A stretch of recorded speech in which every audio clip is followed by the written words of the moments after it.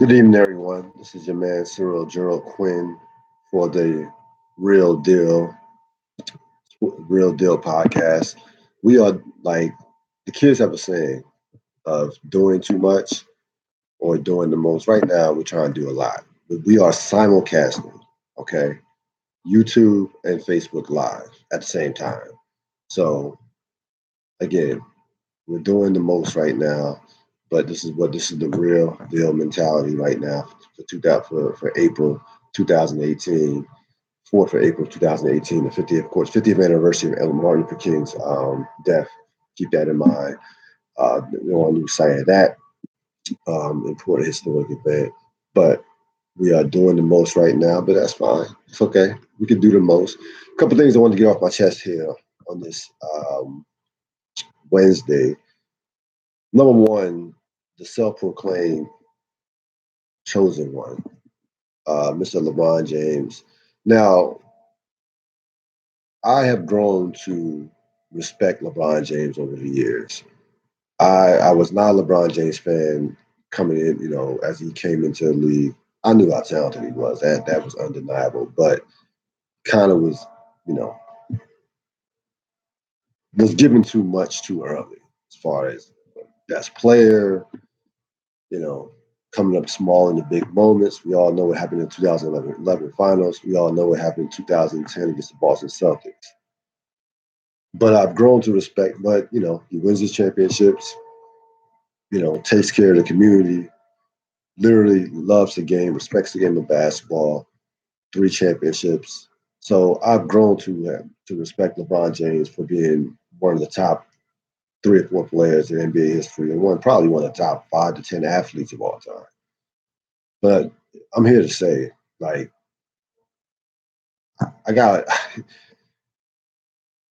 I gotta go with Nick Saban on this one in Alabama in regards to the alleged trademark infringement or copyright infringement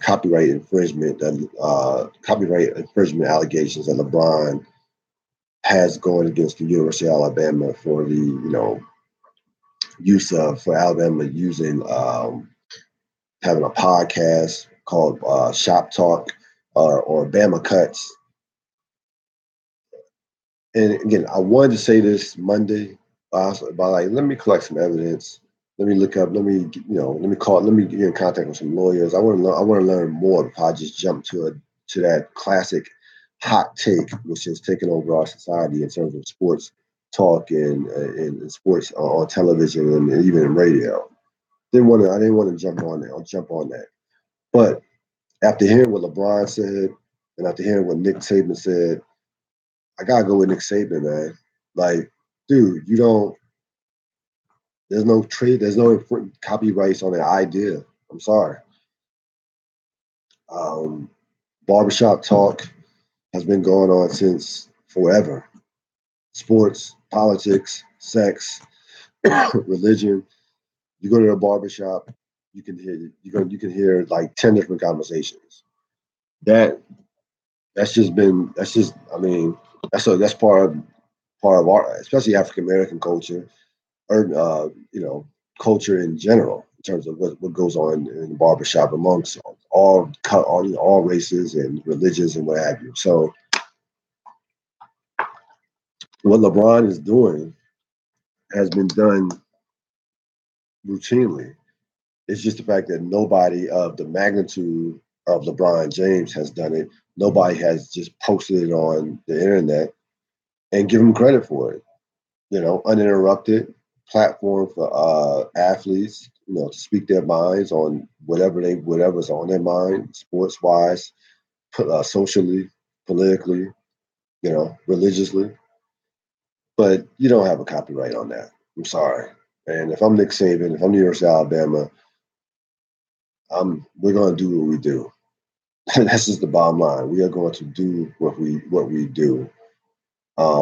You don't, it's all about competition. It's all about competition. Like you have you have, undisputed, you have first take, you have Coke, you have Pepsi, you have Aunt Jemima, you have Mrs. Butterworth. We have choices. Normally the best wins out. The best marketing, the best product, the best taste, the best whatever, it wins out. That's how this thing works. You don't you don't own an idea, you don't own a concept. So, LeBron James needs to humble himself, sit down, get ready for the playoffs, and keep it moving. Because now you're looking petty and you're looking weak for that matter. So I'm with Nick. I'm with Alabama. I'm with Nick Saban on this one. I like you can't. There's no such thing as like having a again owning an idea. You got Donkey today. You got you big dummy for my radio heads out there. Anybody that knows anything about radio knows what I'm talking about. That's just how competition is competition. So again, LeBron James needs to sit down, focus on the playoffs, get ready for the playoffs, and go from there. Because he's going to lose this battle. He's not going to win this in court. He's not. I'm telling you right now, he's not going to win this in court. No phone call again. No phone calls tonight. So it feels funny not saying the call number. I will be putting this on Blog Talk Radio though. This will get posted on Blog Talk Radio as a podcast. But right now, again, we are simulcasting live, Facebook Live, also YouTube Live, the YouTube channel Ril Dil Podcast. Go to YouTube and look up Ril Dil Podcast. Subscribe to the podcast. Check it out. Hope you'll enjoy it. Couple other things I want to touch on. Of course, tomorrow you have the Masters beginning. A lot of Tiger Woods hate right now. And I touched on it a little bit on Monday's podcast, but I understand Tiger Woods is not what he once was, as far as being light years ahead of everybody. But there's not a golfer right now that is light years ahead of anybody. And I'm telling you right now, you can doubt Tiger if you want to. You can doubt him if you want to. This has the perfect comeback sports story written all over it. Storybook, it just has it. The guy goes to hits rock bottom. His career, his personal life is in shambles. His physically back is messed up. I mean, 4 back surgeries. This has a typical, a classic storybook comeback. We love a good comeback in America. We love a good comeback. And I'm telling you right now, it's setting up. If at 7 o'clock Sunday evening, Sergio Garcia is putting a green jacket, helping Tiger Woods with a green jacket. Please don't be surprised. Please don't be surprised. I'm not going to be in the least bit surprised. Look at even when Tiger Woods has been bad, he always plays well at the Masters. Lowest scoring average of all time. Lowest scoring average of all time. Phil Mickelson is second. 15 majors, 15 starts. He's never missed a cut at the Masters. Never in his career, ever missed a cut. So keep that in mind this weekend. Come Thursday, come tomorrow. Again, I expect him fully to be in the mix. You have kind of like a generational battle going on in golf this week. The Tiger, Phil Mickelson, guys trying to fight off, this new young crop, Justin Thomas, Jordan Spieth, even Rory. Rory's still relatively young. Rory McIlroy, Dustin Johnson, guys of that nature. You still have that middle crop. You still have the Bubba Watsons of the world, Matt Kuchar's, Justin Rose, guys of that ilk. So again, I'm looking forward to the Masters. I'm going to try to watch as much as possible. Definitely watch every round Saturday and Sunday, especially Saturday. And again, in this weather in the DMV, they are talking about 5 to 7 inches of snow. Okay, on Saturday. You hear about that? It's 70 degrees today, and the low is going to be 34. So you try figuring out what this weather is. I can't figure it out. I'm done with the weather. I'm just going to accept it as it is. But if it snows Saturday, that certainly would provide plenty of time to be inside watching watching the Masters and watching Tiger Woods trying to get win major number 15. I think he has a legit chance. I understand why he's favored, and I think he's gonna have a big. I think he's gonna have a big tournament. I really do. I think he just has to stay away from a bad start. Like I don't think he can recover from a bad first round. I think if he's in the mix, you know, 4 or 5 shots back after the first round, moving day on, if he's in the mix come moving day on Saturday, I expect him to be a major factor come Sunday, and I think he will be a major factor. But so you have that going on.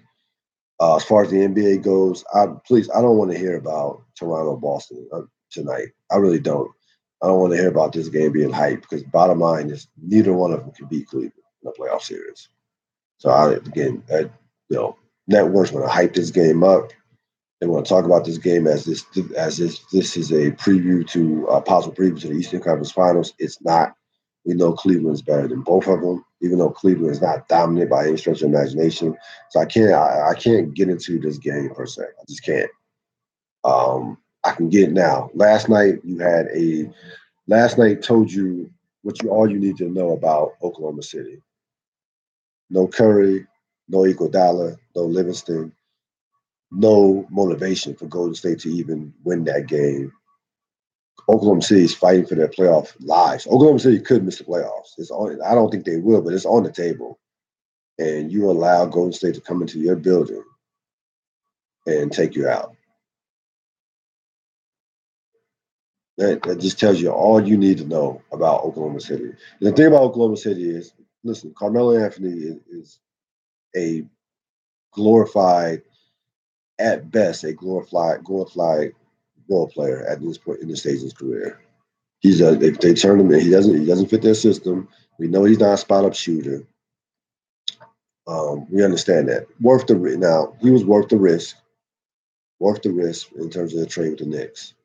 But the thing about Oklahoma City is, I actually believe they could be dangerous if they played smarter. They shoot themselves in the foot.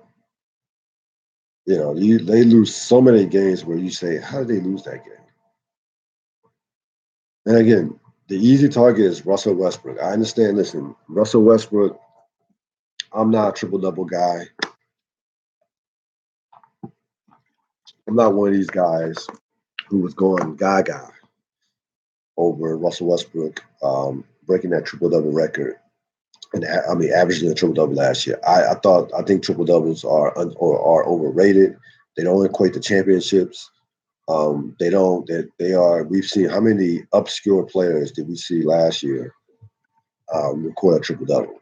Alfred Payton. This year Julius Randle. Triple doubles are coming easy in today's game. But the one thing I will say is Westbrook brings it every single night. Every single night he brings it. And I know if you're Westbrook and you're looking at Carmelo and you're looking at Paul George, you're probably saying to yourself, like, what? Like, these, I don't know what, if you're Westbrook, I don't know what can you say about these guys? Because he brings it every night. And he has literally, since the All-Star break, been been a legit top 5 player, and probably should make first team All NBA with the Steph Curry injury. He's been that good over the course of the last couple of months, especially since the All-Star break. He's been dominant since the All-Star break. Problem with Westbrook though is his situational basketball in the late game stages. Still has that is the next level for him. Taking the right shot, making the right decision, controlling the pace of the game, things situational basketball late in the fourth quarter. But Oklahoma City as a team just beats themselves with dumb shots, turnovers, and that's one of the reasons why they've lost so many close games. And that doesn't serve well. That does not bode well for them in the postseason. The Western Conference has been great the last couple of weeks. Every game involving New Orleans, Oklahoma City, Denver, Clippers. San Antonio, every game, every one of those games feels like a playoff game. I've definitely been into it from that standpoint. We know what the Eastern Conference is basically set. It's just a matter of seeding, but it's still, still a lot to be settled in regards to the Western Conference. Now, San Antonio is, you know, is going to make the playoffs. Of course, their 50-game winning streak of 50 wins has gone by the board. One of the most impressive streaks in the history of team sports, as far as I'm concerned, as far as longevity and consistency. I mean, to win 50 straight games for the better part of 18 seasons it's remarkable when you think about it. Even in the outside the strikes, the lockout shortened season where they were like 37-13, again 50 wins in 18 straight seasons. Think about the Spurs, and I'm gonna tell you this, and this is one of the reasons why they are so hell bent on Kawhi Leonard wanting to come back. Golden State, who knows with the injuries? Houston still is unproven. I legitimately think that San Antonio believes that they can make a run to the NBA Finals with a healthy Kawhi Leonard. I really believe that, and I think that's part of the reason why why the team is trying to push him to come back. With that being said, you already have teams who are getting trade packages ready for Kawhi Leonard. Like teams are already inquiring about Kawhi Leonard because they know. I'm listening.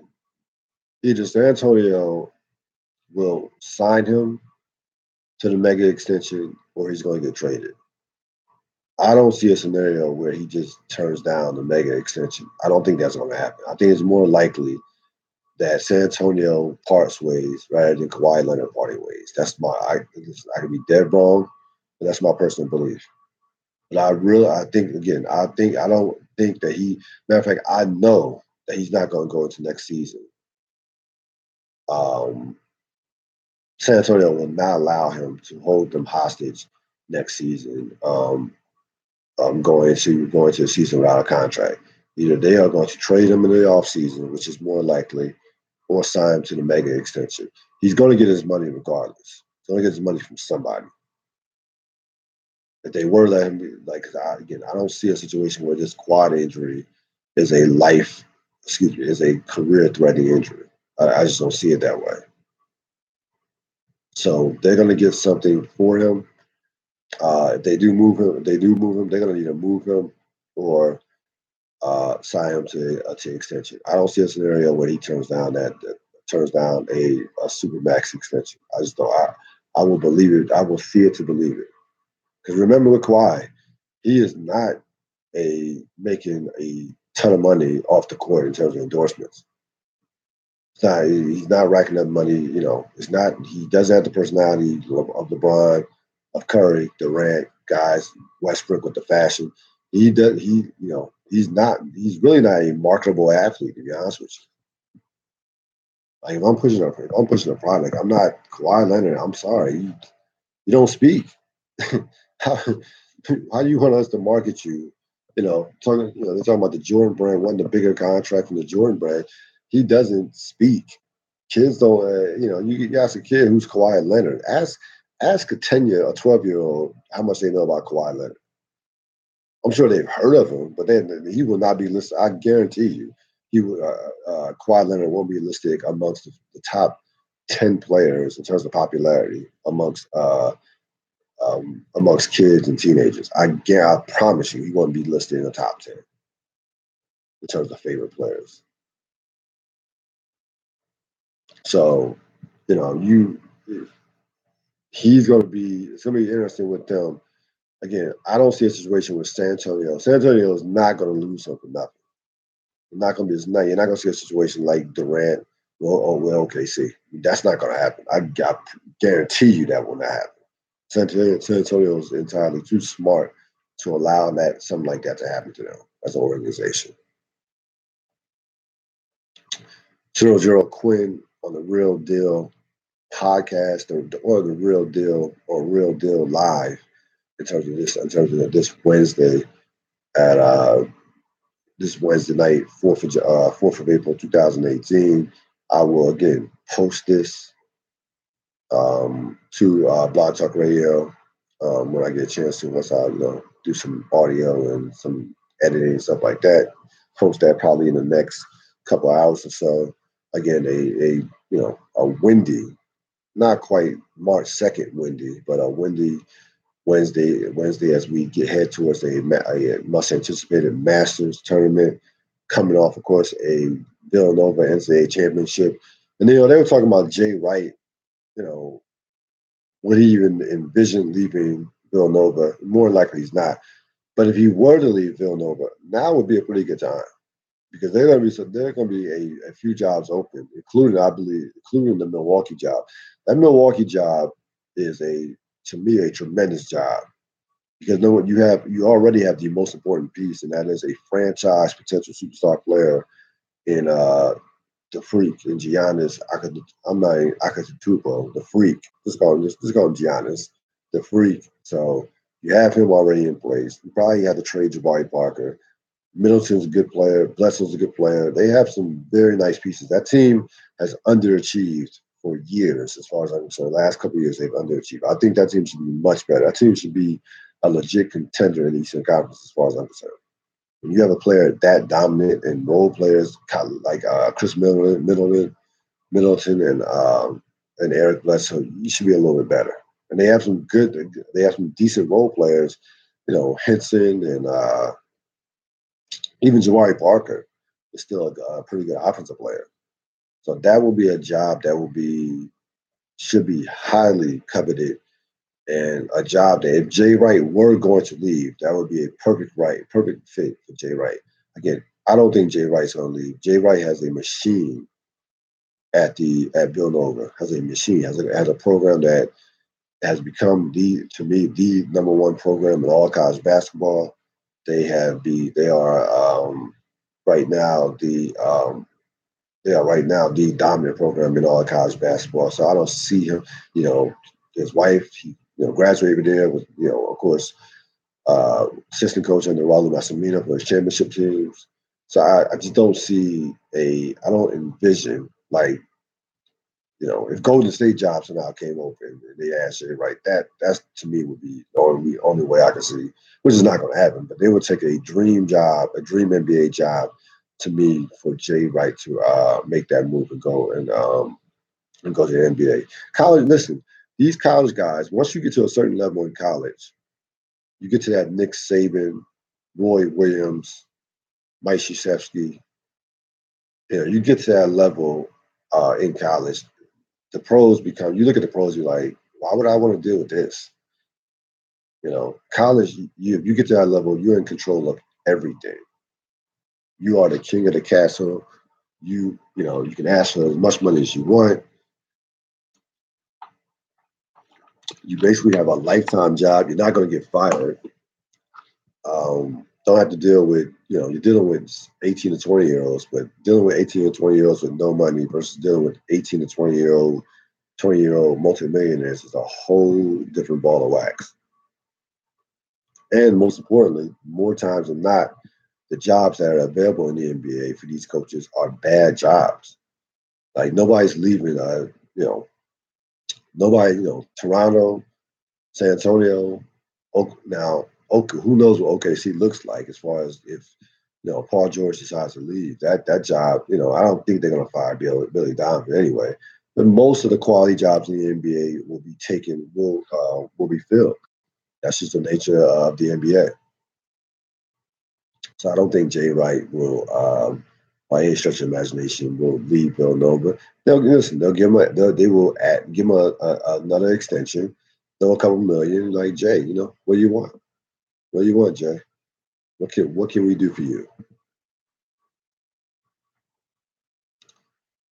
Cyril Gerald Quinn live here on 4th of April, the Ril Dil Podcast, live streaming on YouTube and Facebook at the same time. Again, as the kids like to say, doing the most. I'm doing the most. So, I hope you're enjoying the program. I will be bringing it to Blog Talk Radio in the next couple of hours or so. So we'll see how that You can stay tuned for that. If you want to subscribe to my YouTube page, simply go to YouTube and search Real Deal Podcast. Subscribe and enjoy the channel. Got a couple videos up. Looking forward to putting up more content on there, right? More content on there, so you can find at least three or four videos up. This is only the second show that we've done on YouTube Live, on YouTube. So say we did a show, of course, a program Monday evening previewing the national championship, talking about a few things. Previewing national championship, company talking about some baseball as well.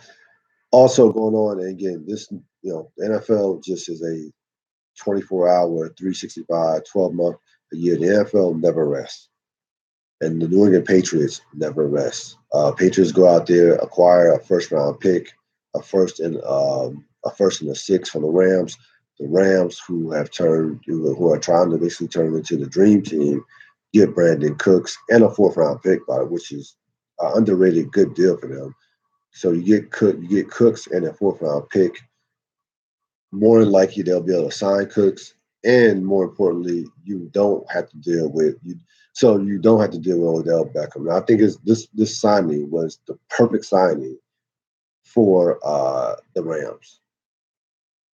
I could not imagine that locker room with Sue, Odell Beckham, Marcus Peters, and Aqib Talib. I just couldn't imagine all of them in the same locker room. To me, Cooks comes in, relatively quiet guy, quiet in terms of not making a lot. You don't see him talking about his brand and stuff like that. So go out there, catch 75 to 80 passes, 1,100 yards, is a bona fide speedster, and a guy that will fit perfectly with that offense.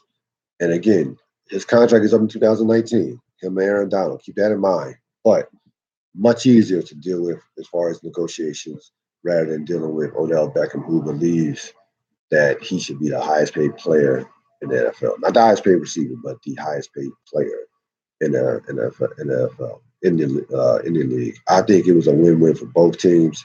New England getting an extra first round pick.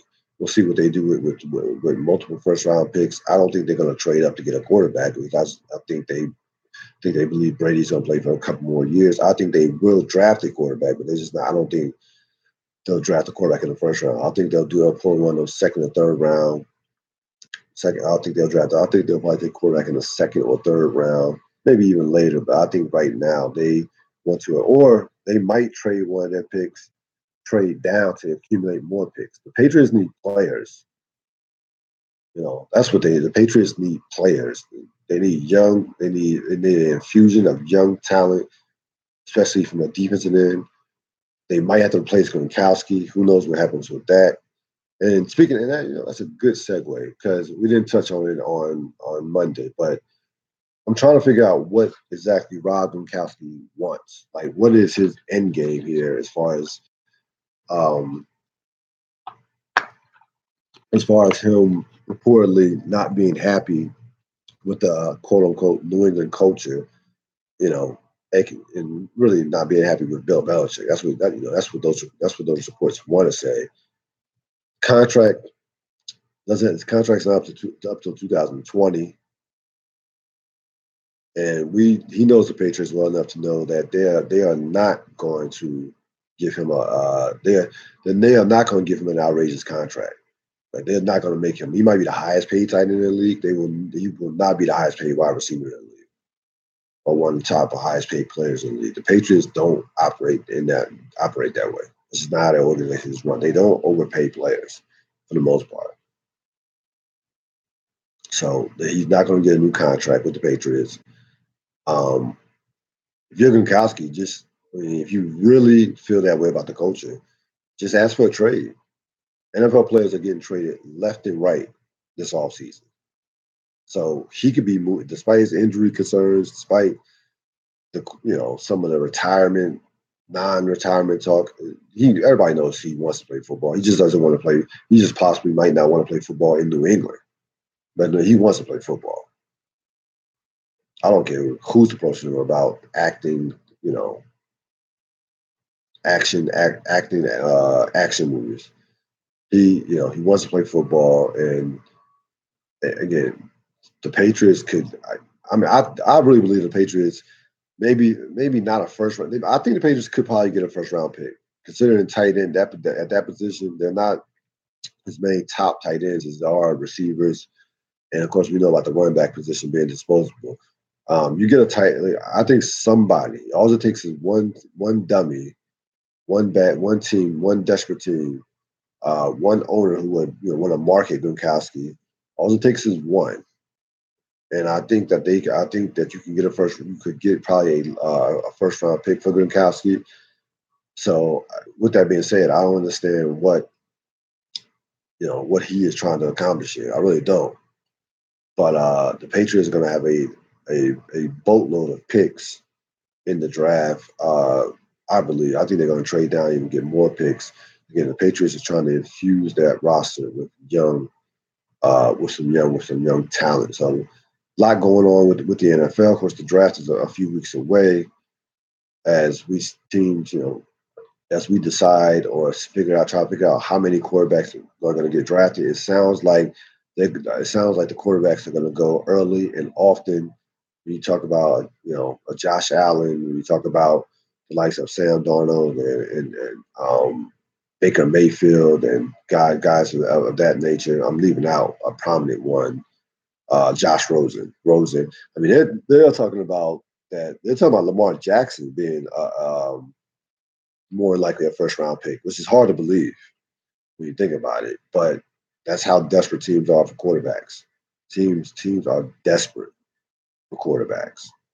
So I would not be in the least bit surprised if Lamar Jackson goes in the first round. Some of them have rumored for Arizona. Um, Maybe a possibility New England takes him. Who knows? I don't think New England will, but it sounds like Lamar Jackson is almost not is a borderline lock to go in the first round. So again, NFL draft is coming up. You have the Masters. You have the baseball Nats.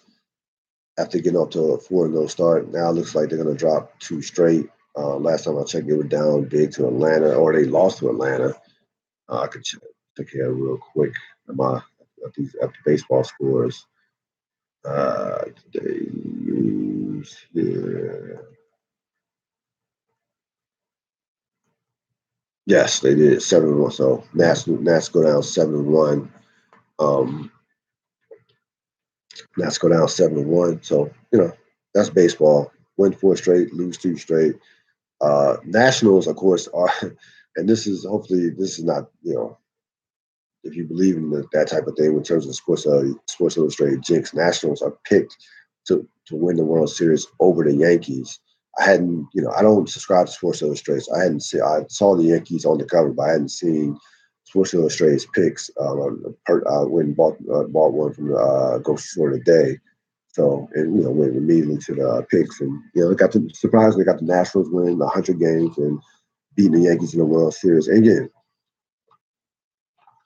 not preposterous to think that. Like, not that's not it's not a like.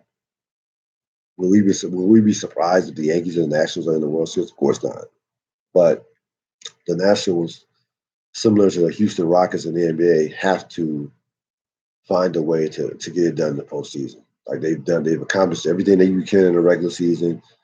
Great records, individual awards, you know, things of that nature, division titles. It's all about the postseason. I'm not just talking about winning one series. I'm talking about winning a pennant, getting to a World Series. That is not World Series win or bust. It's pennant or bust for the Washington Nationals. So we'll see what they do. Yankees, I told you, Yankees are my pick to win it all, to be honest with you. I think Yankees win it all, so I'm not surprised by any stretch of imagination that the Yankees are listed to be the favorites in regards to the baseball. So a lot going on in the world of sports. Um, in terms of pop culture, I saw Power released a trailer about a week and a half ago Season 5 kicking off will kick off July 1st, a week later than what it was last year. Last year, if you remember, it premiered June 25th. So this year, a week later. So a little early for the trailer, but they have a lot of positive momentum coming off season 4. They had a big season 4. I was fine with season 4. I don't think season 4 was great, but I was fine with it as we head into season 5 to see, Ghost, Tommy, and Kanan kind of collaborate and try to take down Dre. Gonna have a few, a number of guest appearances on Power that they have talked about. And the thing about Power is this is a critical season because I thought you could have. To me, one of those major characters has to go. Like we know it's not going to be Ghost.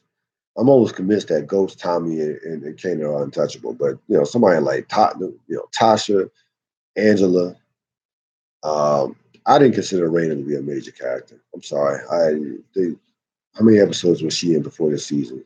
Like I don't consider. I did not consider her to be a major character. I'm talking about they are they killed Greg. Not Greg. Well, Greg died the season beforehand, but really he killed Mike. He was a regular, but not one amongst the big 4 or 5. So they probably won't kill any of the major characters like the Tashas, the Angelas. I can see those. I would say Ghost, Kanan, Tommy, Tasha, Angela will be in it for the long haul for how many seasons they do. 50 Cent's talking about doing 7. I think they should stop. I really think this season should have been the last season, in my opinion. Maybe going to season 6. But I don't see how you can get 7 seasons out of this show. I just don't. I don't think shows think gets to a point where you just run out of story. Just run out of story and start getting to like ridiculous plot lines and stuff that's just not is not even realistically should be happening. So I hope they don't get to that point. I hope I think season 5 will be fine. I don't. I think at most they should go season 6. They should not go past 6 seasons. Not at all. So that is going to wrap it up for. I went a lot longer than I thought I was going to go. To be honest with you, the gift of gab, I should say. I guess that's going to wrap it up for this Real Deal podcast, YouTube Live, Facebook Live, YouTube. I'm out. Have a great evening.